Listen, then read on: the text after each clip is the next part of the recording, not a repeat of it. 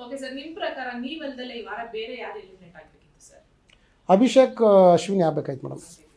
ಯಾವ ಕಾರಣಕ್ಕೆ sir?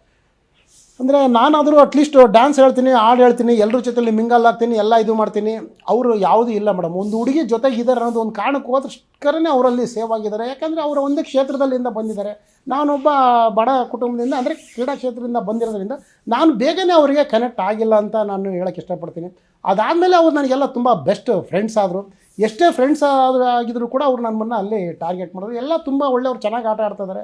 But ಏನಂದರೆ ಎಲ್ಲರೂ ಗೆಲ್ಲೋದಕ್ಕಂತ ಬಂದಿರೋದು. ಈಗ ಅವರು ನಾನು ಅಂತ ಬಂದಾಗ ಅವರು ನಮ್ಮನ್ನು ನಾಮಿನೇಷನ್ ಮಾಡಲೇಬೇಕಾಗುತ್ತೆ. ಆ ದೃಷ್ಟಿಯಿಂದ ಅಲ್ಲಿ ಅಭಿಷೇಕ್ ಅವರು ನಾಮಿನೇಷನ್ ಮಾಡಿದರು, ಅಶ್ವಿನಿ ಅವರು ನಾಮಿನೇಷನ್ ಮಾಡಿದರು. ಬಟ್ ಅವ್ರಿಗಿಂತ ನಾವು ಬೆಟರ್ ಇದ್ದೀವಿ ಮೇಡಮ್. ಓಕೆ ಸರ್, ನಿಮ್ಮ ಪ್ರಕಾರ ಅಂದ್ರೆ ಒಂದು ವಾರದಲ್ಲಿ ಯಾರನ್ನು ಜಡ್ಜ್ ಮಾಡೋದಕ್ಕೆ ಆಗೋದಿಲ್ಲ, ಅಂದ್ರೆ ಇವರೇ ಗೆಲ್ತಾರೆ ಇವರೇ ಗೆಲ್ಲಲ್ಲ ಅಂತ ಹೇಳಿ. ನಿಮ್ಮ ಪ್ರಕಾರ ಯಾರು ಗೆಲ್ಬಹುದು ಸರ್ ಬಿಗ್ ಬಾಸ್ ನಲ್ಲಿ ನೀವು ನೋಡಿದ್ದು ಒಂದು ವಾರದ ಮಟ್ಟಿಗೆ? ಒಂದು ವಾರದ ಮಟ್ಟಿಗೆ ಇವಾಗ ಅಲ್ಲಿ ನಾನು ಒಂದು ವಾರದಲ್ಲಿ ನೋಡಿದ್ರೆ ಮಲ್ಲಮ್ಮ ಸ್ಟ್ರಾಂಗ್ ಅಂತ ಹೇಳ್ತೀನಿ. ಈಗ ತಾನೇ ರಕ್ಷಿತಾ ಎಂಟ್ರಿ ಆಗಿದ್ದಾರೆ, ಮುಂದೆ ಏನಂತ ಗೊತ್ತಿಲ್ಲ.